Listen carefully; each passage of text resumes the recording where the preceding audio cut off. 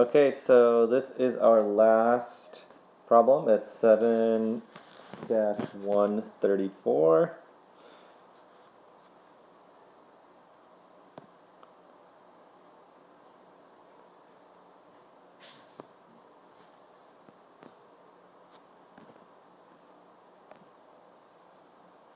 All right, and we basically got 3 division problems here. So this is review, but you know your 3 methods you can use: divide and multiply, common denominators, supergiant 1, or if you know, hey, you can just flip, we can do that. But I'm going to use for this first one 3/7 divided by 2/3. I'm going to use the common denominator method, and we've got them both going in 21. So 7 times 3 is 21, so 3 times 3 is 9. 3 times 7 is 21, right? So 2 times 7 is 14. So you've got 9 divided by 14. Don't get tricked. You have to recognize that this would be the same as writing like this: 9 divided by 14. Now don't get freaked out because, oh, I can't do that, I can't do that, I can't do that. Well, isn't this also the same? 9 divided by 14. That means the same thing, right? You can simplify by, just kidding, you can't simplify. So 9/14 is your final answer for A.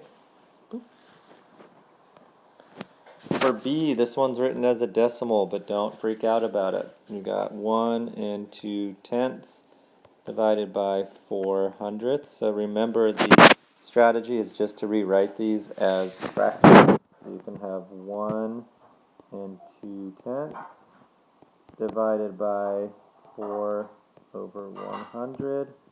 Remember, this one's got an extra step. You got to rewrite this as a improper fraction. So that's 10 times 1 is 10 plus 2 is 12. So that gives you 12 tenths divided by 4 100ths.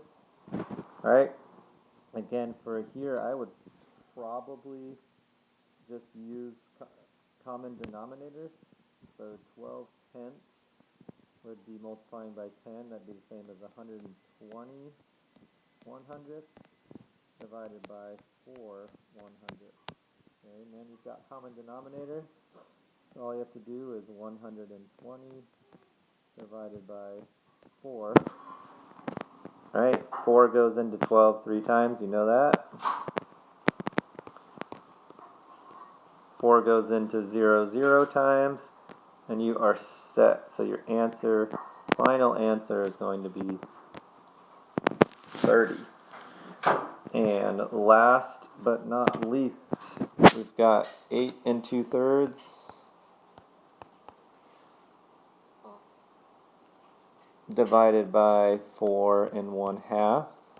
So you know you've got to change these into improper fractions. 8 times 3 is 24, plus 2 is 26 thirds.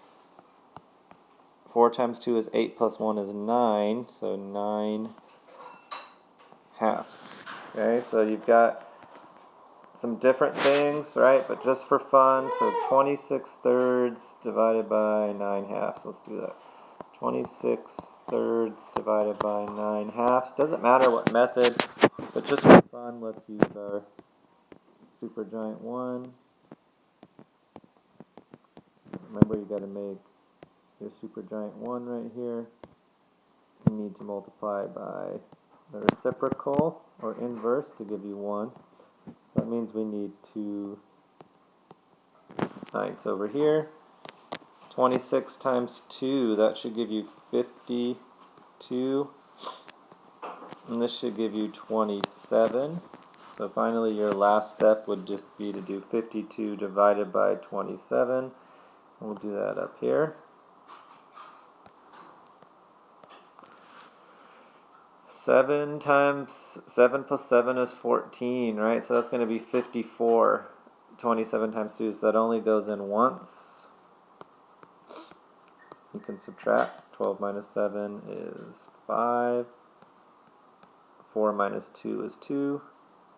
Bam. So your final answer is going to be 1 and 25 left over out of 20